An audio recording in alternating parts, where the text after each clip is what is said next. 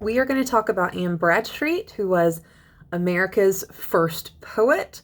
She's America's first real published author in the kind of traditional sense that we think of it. Pretty astonishing. She had really worldwide success. Well, European success anyway. She was very well liked, even though she had to pretend she didn't know anything about how good she was. So let's talk about her, and we're going to kind of look at a representative sample of her poetry and talk about really what it shows us about what it meant to be Puritan. Remember, these were Puritans, they weren't scrooby separatists. She came over with Winthrop. She was actually on the Arbella. She heard that sermon that we looked at last week. She would have actually heard him give that speech. So she wasn't born in New England. She was born in England, and her father had a pretty extensive library in which she was educated. Education, of course, was very big for Puritans in general, but she was educated more than she really, I guess, should have been for a British woman of her station. Her father really valued this kind of classical education, this Elizabethan tradition that really valued female education more so than, a lot of people of her time did. And she read widely, so it wasn't just learning how to count and then learning to read poetry and read the Bible. She read philosophers. She read classicists. So she would have been educated the way a male child would have been educated, which is pretty important. It is in keeping with Puritan belief to really educate girls, but she was educated beyond what most Puritan girls would have been educated. And she married before they came to the New World. And she wasn't really happy about coming to the New World.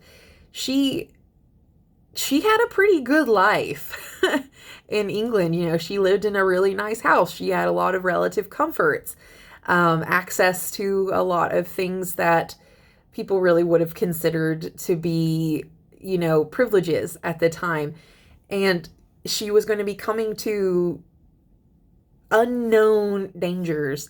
She knew that a lot of people were probably going to suffer. Of course, we know that a lot of them starved to death. Just to kind of put this into context for you, she had 8 children in between the years 1633 and 1652, and they all lived in one house with both sets of in-laws.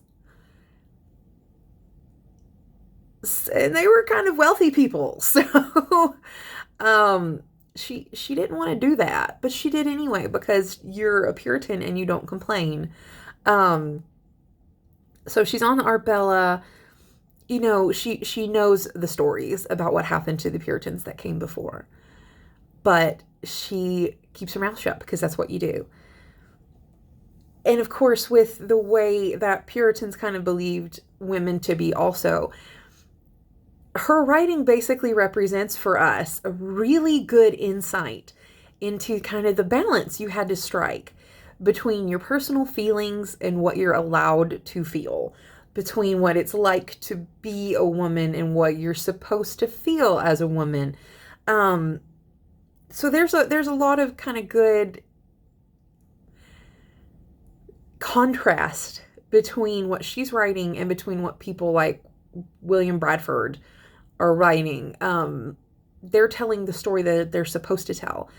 And she kind of is too, but she's doing it in such a way that if we look between the lines, we have this great poetry that's really just about feelings. That's about what is it like when you lose your house? What is it like when this man that you love is gone all the time and you're left to deal with all these kids?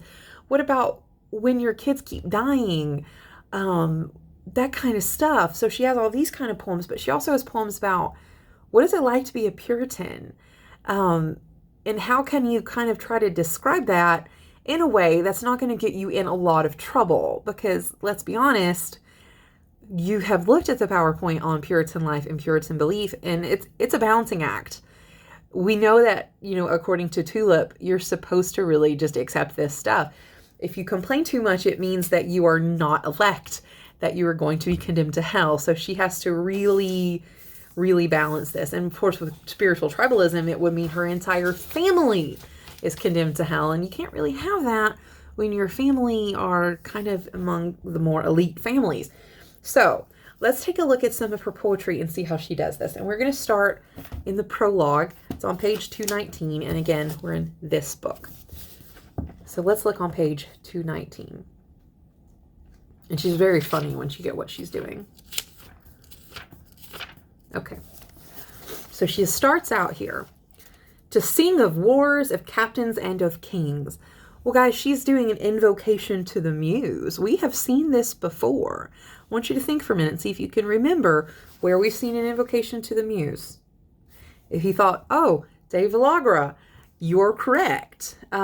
She's kind of doing the same kind of thing. Remember that classical history that she has. That's how a lot of epic poems started. And she's specifically referencing the Iliad and the Odyssey that started, I sing of arms and of men, that kind of thing. Of cities founded, commonwealths begun, for my mean pen are two superior things. So she's contradicting herself throughout this whole poem. She starts with this very overt reference to classical writing and classical, poetry, epic poetry. And then she says, oh, but I'm not going to do that. It's my mean pen to actually talk about wars of captains and kings and cities founded. I'm just a woman. I'm not going to write about that, please. Let poets and historians talk about that. She's very much saying right here, I'm not a poet. Let poets talk about that. My obscure line shall not so dim their worth. So if this sounds like false modesty to you, it should. It is very false modesty. She is very much a good poet and absolutely able to do this. But she has to talk about this. She has to say this. You're not allowed, first of all, to be boastful in Puritan society. But you're doubly not allowed if you're female. And yes, you were allowed to write poetry. That's a myth that you're not supposed to ever write poetry or anything like that. Remember, they had songs. But it's supposed to be done, at the end of the day when you're, tired and you barely have 10 minutes left to rest before bed. You're definitely not supposed to be putting any time into it. So let's go on.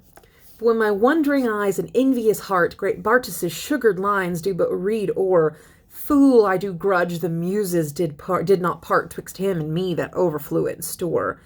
A Bartus can do what a Bartus will, but simple I, according to my skill. So she's saying, oh, man, when I look at this great poet Bartus, who is, first of all, he was a French Protestant poet that all of the Puritans would know and they would really respect.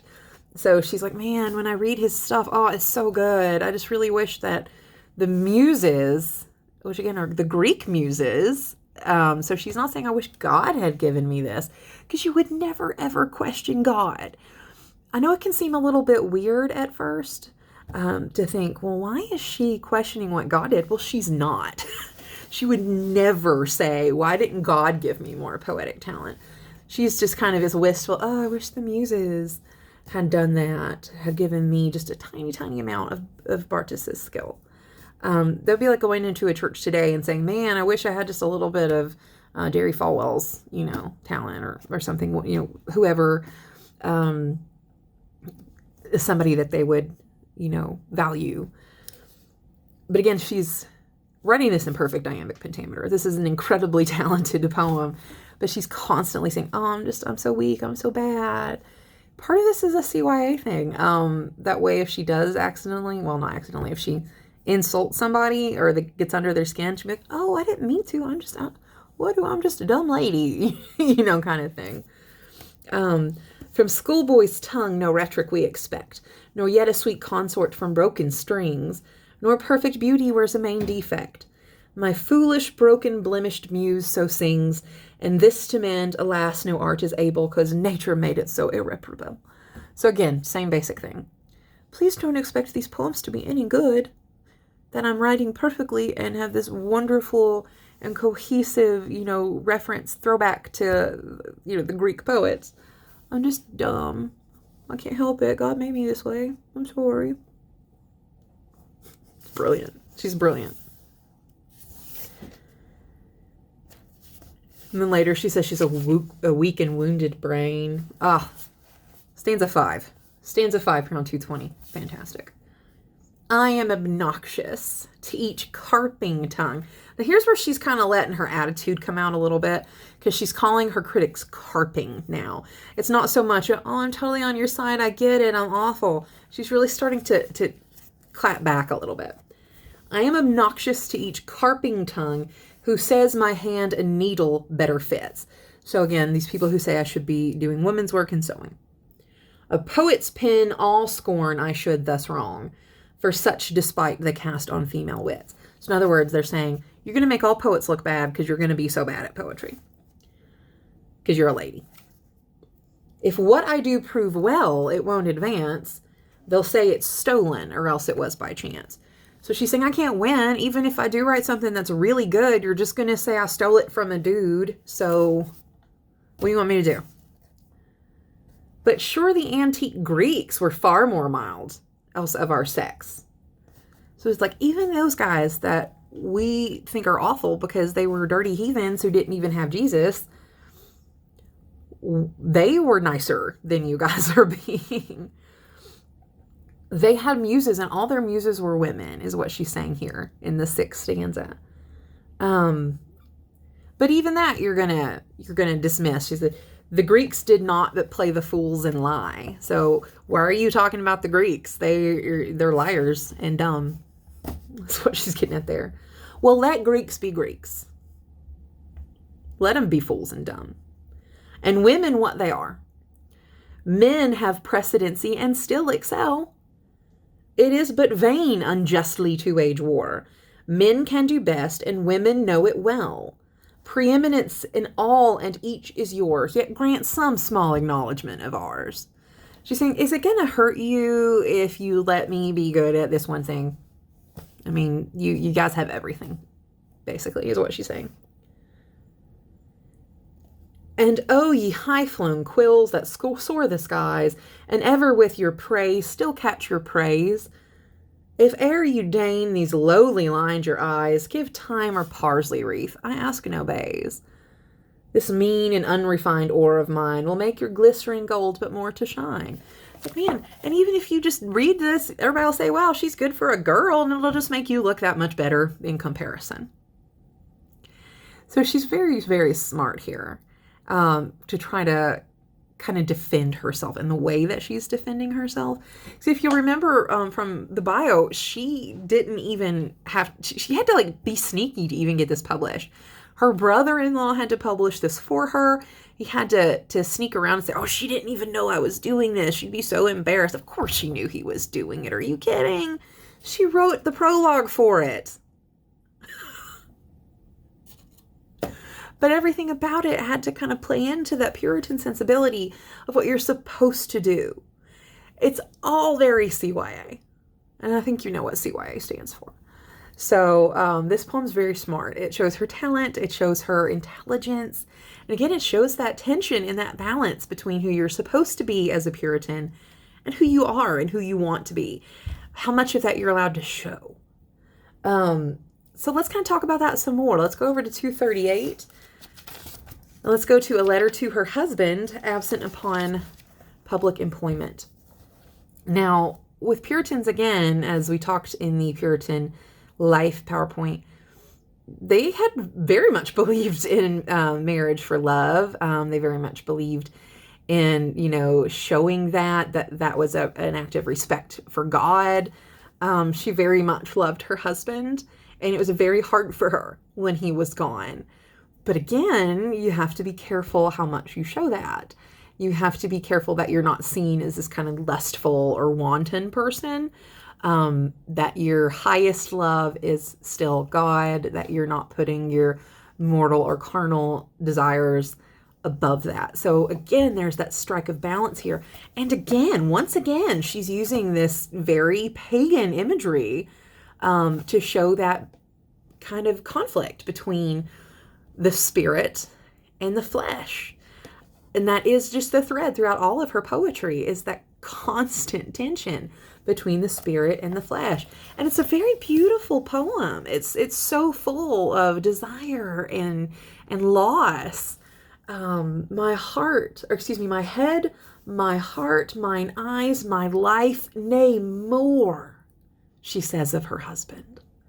My joy, my magazine of earthly store. If two be one, as surely thou and I, how stayest thou there, whilst I at Ipswich lie? So many steps, head from the heart to sever, if but a neck, should soon we be together. And then she starts talking about pagan stuff. So she starts out with, you are my everything. And that's the kind of language you should really, if you're pagan or if you're Puritan, you should kind of only talk about God that way. But then she moves on. I, like the earth this season, mourn in black. My sun is so far gone in zodiac. Now, typically that's constellation talk. Excuse me.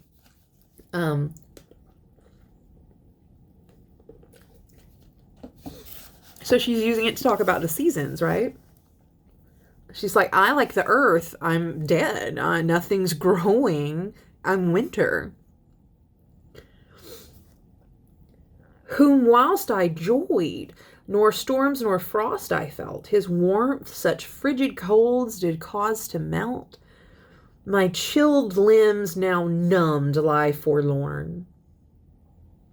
Return, return, sweet soul, from Capricorn. That is getting so close to blasphemy. Soul is sun. Who else is named sun? Who else is the sun? Is Jesus, right?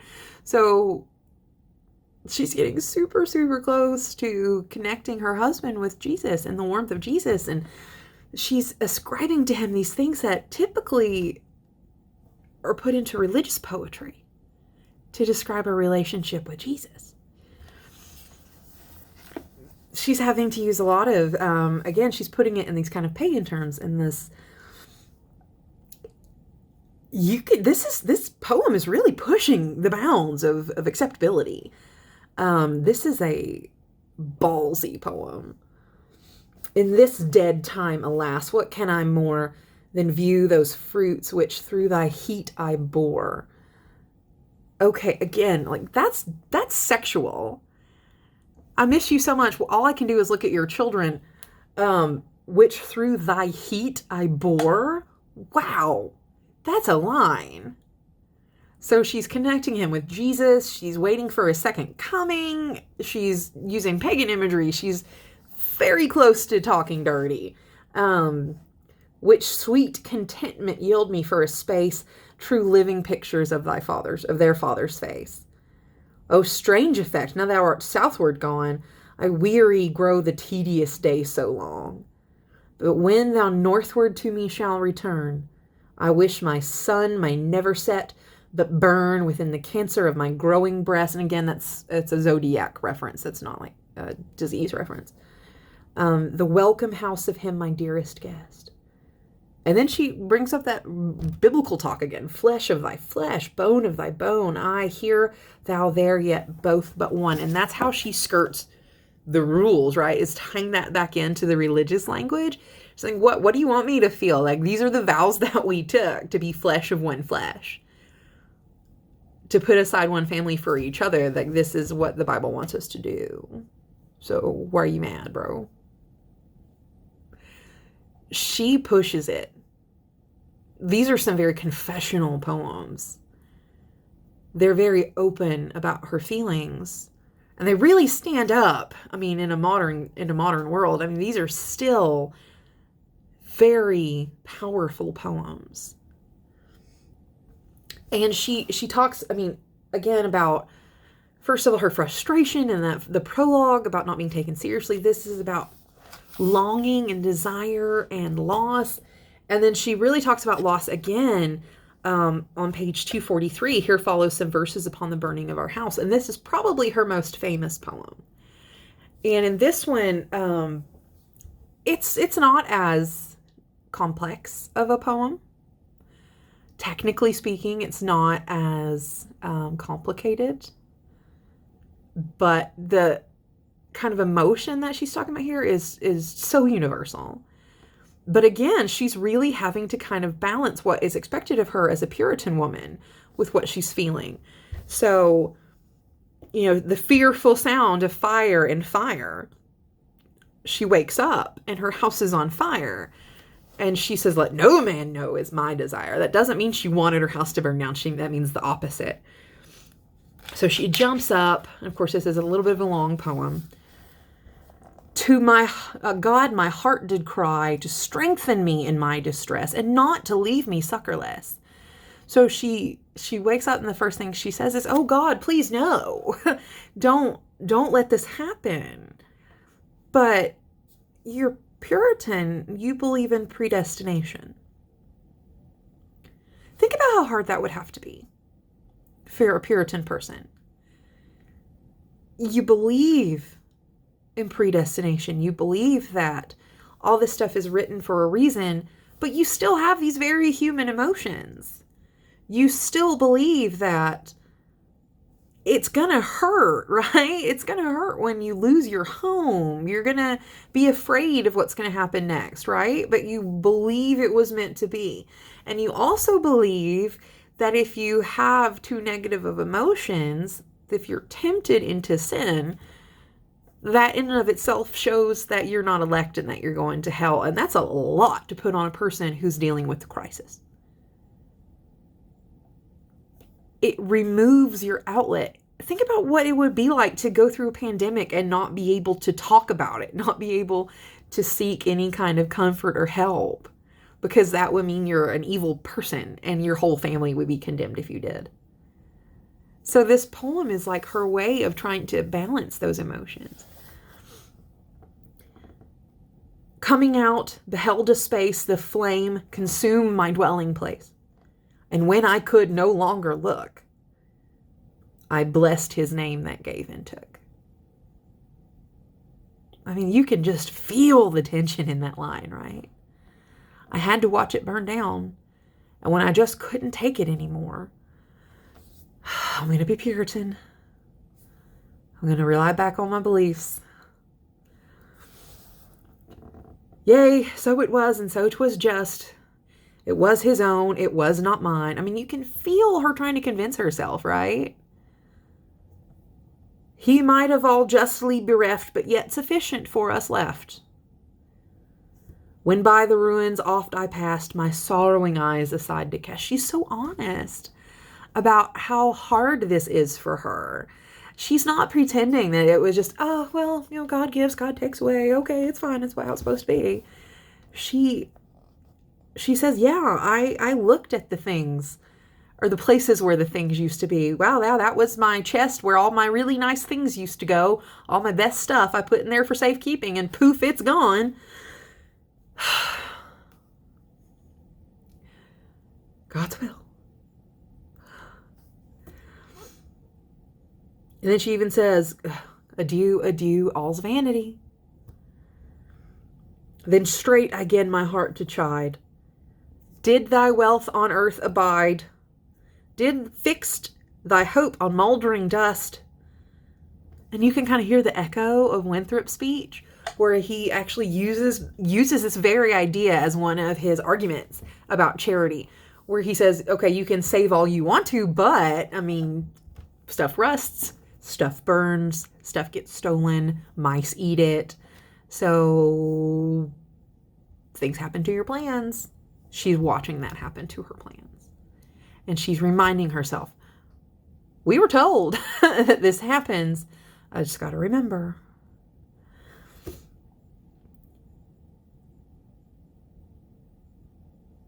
So, I mean, you can see that kind of tension of her trying to balance just the feelings of being a person with the belief system of Puritan belief. It would have been really hard and dangerous if people got the wrong idea and thought that she wasn't expressing it correctly. People were exiled for more than this. Now, the Scrooby separatists were happy enough to live and let live as long as nobody messed with them. They had their own little society and they lived their own way. The Puritans were a lot more theocratic than that. You couldn't vote if you weren't a church member, for example. They did routinely exile people from their communities who didn't live by their rules. For example, Anne Hutchinson is somebody you can look up. The Antinomian controversy it's a big story. A lot of people ended up being murdered by natives because they were exiled to live on their own outside of, city walls. But that's kind of the risk she's running here. And she's a wonderful poet. I'm very glad that we have her poems to help us get this insight into what that was like. So we don't all just think that it's kind of this robotic burn the witch, because it wasn't. It was a very complicated life. And people still had human emotions. And they still had to deal with them. And Anne Bradstreet's poetry is showing us really what that would have been